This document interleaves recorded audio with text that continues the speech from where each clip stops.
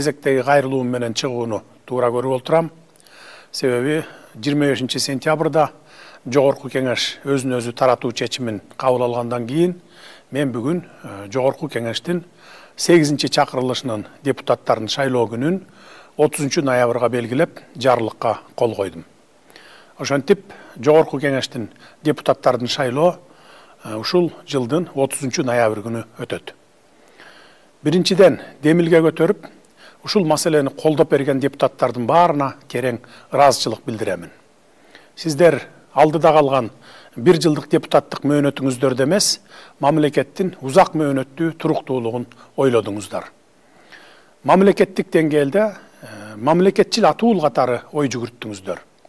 Себеби келечекте эки шайлоо ар 5 жыл сайын бири-бирине учкашып өтсө, бул биринчиден борбордук шайлоо комиссиясы үчүн кыйынчылык жаратат, экинчиден саясий стабилдүүлүккө залакасын тийгизиши мүмкүн. Үчүнчүдөн келерки жылы күздө Шанхай кызматташтык уюмунун саммити жана көчмөндөр оюну бизде өтөт. Кыскасын айтканда 9 толго бир келип жатат. Кээ бир саясатчылар же оппозициячылар 1 жылдан кийинки өзүнүн президенттик шайлоосуна кам көрүп жатат деп ойлошу мүмкүн. Жок туугандар, андай эмес. Мен эч бир депутаттан тарагыла деп суранган деле жокмун. Мен 5 жыл мурун 80% элдин колдоосу менен өткөм. Кийинки шайлоого талапкерлигимди койсом, 90% менен өтөм деп ишенем. Анткени элдин колдоосу мурдагыдан да күч экенин сезип турам. Тек гана мындан ары узак мөөнөткө саясий стабилдүүлүк орногонуна кубанып жатам. Эми Кудай буйрса, эки шайлоонун ортосу дайыма 1,5 жыл аралык менен өтүп турат. Ошондуктан, урматтуу депутаттар, ар бириңиздер өз керт башыңыздарды ойлобостон эң туура чечим кабыл алдыңыздар. Биз башкаруу системасын иреттеп, түз жолго салып, саясий кризистерди жойдук, экономикалык өсүштү камсыз кылдык.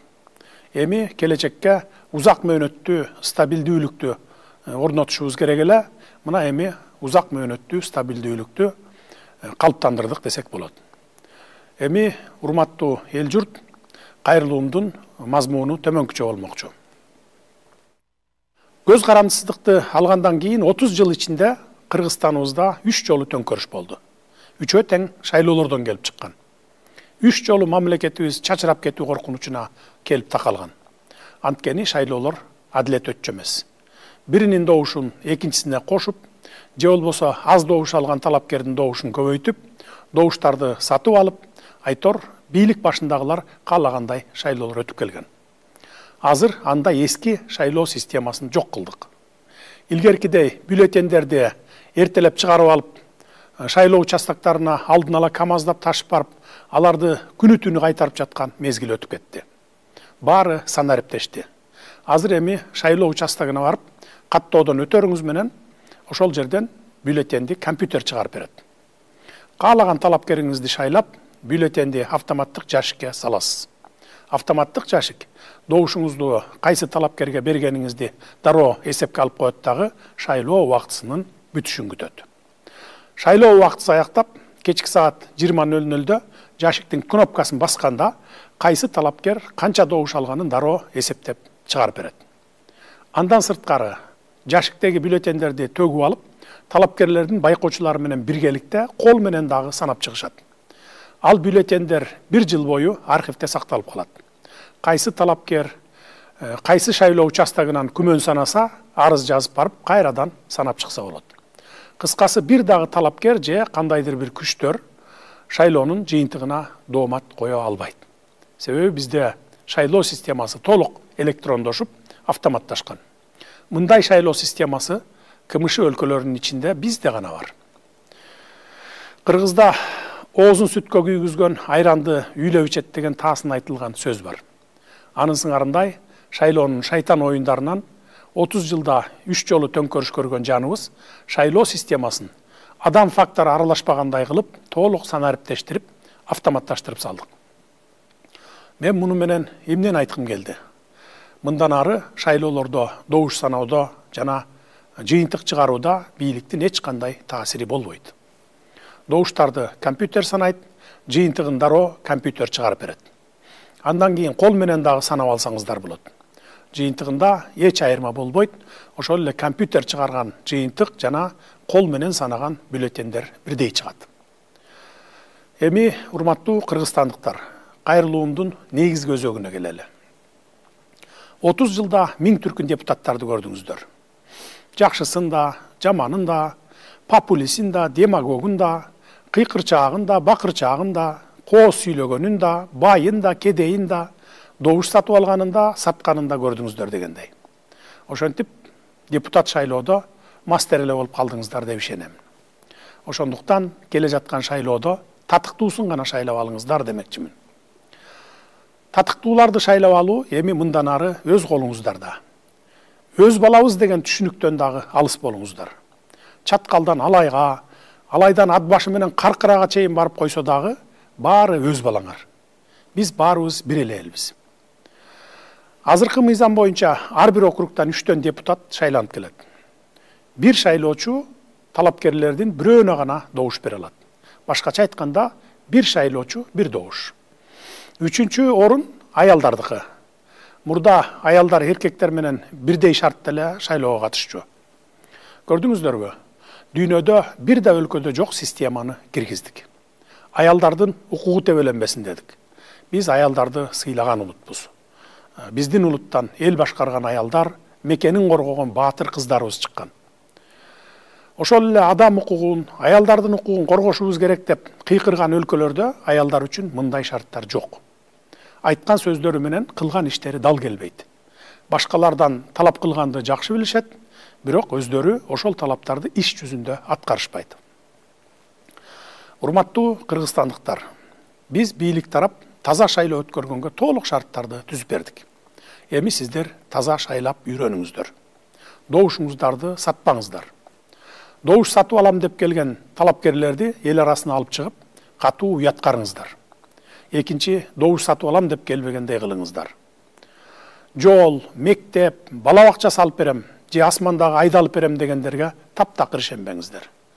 Депутат деген эч нерсе куруп бербейт, депутат деген мыйзам жазат, анын аткарылышын көзөмөлдөйт, эл менен бийликтин ортосуна көпүрө болуп, округунда кандай көйгөйлөр болсо жеткирип келип, анын чечилишине кам көрөт.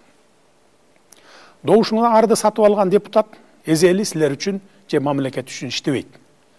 Шайлоого короткон акчасын толуктайм деп 5 жыл бою өзү үчүн иштейт. Добушуңуздарды сатсаңыздар, 5 жыл бою ал депутатты округуңуздардан көрбөйсүздөр. Талапкерлердин дагы бир түрү болот. Алар тили менен буудай кууруйт, бирок колунан эч нерсе келбейт. Андай депутаттарды да көрдүңүздөр, көрүп эле жүрөсүздөр. Алардан да сак болгула. Кыскасы, бул шайлоодо дагы баягыларды шайлап алып, 5 жыл бою депутаттар акмактар деп наалабагыла. Наалысаңыздар, өзүңүздөргө наалыган болосуздар. Кимдерди шайласаңар да, алар силердин өзүңүздөрдүн 5 жылдык депутатыңар болот. Мындан ары мурдагыдай партиялык тизмеге кире калып, $1 миллион бере салып, эч ким тааныбаган эле бирөө депутат болуп келген башаламан система жок. Мындан ары депутаттарды түздөн түз өзүңүздөрдүн араңыздардан шайлап аласыздар. Биз бийлик талапкерди эл өзү тандап алсын деп толук шарт түзүп бердик. Эми өзүңөр жаңылбай тандап алып, анан шайлаңыздар. Бул жолу чыныгы элдик өкүлдөрдү, өзүңөрдүн өкүлүңөрдү шайлайсыңар. Ушул жерден айыл өкмөттөн баштап, мага чейинки ар бир мамлекеттик кызматкерлерге, мугалимдерге, дарыгерлерге да кайрыла кетейин. Шайлоого аралашпаңыздар. Кимде ким аралашкан болсо, кызматтан кетип эле тим калбайсыздар. Катуу жазалайбыз. Талапкерлердин эл менен болгон чогулушуна барып катышууга тыюу салбайбыз. Чогулуштарга барып талапкерлердин программасын угуп, анан жүрөккө жаккан талапкерге добушуңуздарды бере берсеңиздер болот. Бирок үгүт иштерине катышпаңыздар. Баланча талапкерди өткөрөм, түкүнчө талапкерди жыгам деп чуркабаңыздар. Бул шайлоону калыс катары башынан аягына чейин жеке өзүм көзөмөлдөймүн. Эгер кайсы бир округда адилетсиз иштер жаралган болсо, Борбордук шайлоо комиссиясынын териштирүүлөрүнө жеке өзүм барып катышам, же комиссия түзүп, ишенимдүү кишилеримди жиберемин. Ар бир иштин жыйынтыгын калыс чыгарабыз. Келиңиздер, биз деле өнүккөн өлкөлөр сыяктуу цивилизациянын туу чокусуна умтулалы. Экономика менен алектенели, коргонуу, коопсуздугубузду бекемдейли. Качанга чейин ушундай ызы чуулардан башыбыз чыкпай жүрө беребиз. Кыскасы, бул шайлоо биздин тарыхыбызда болуп көрбөгөндөй таза өтүшү керек. Эл кайсы талапкерди кааласа, ошол талапкер өтсүн. Эл шайлап берген депутаттар менен иштешүүгө даярбыз. Көңүл бурганыңыздар үчүн рахмат.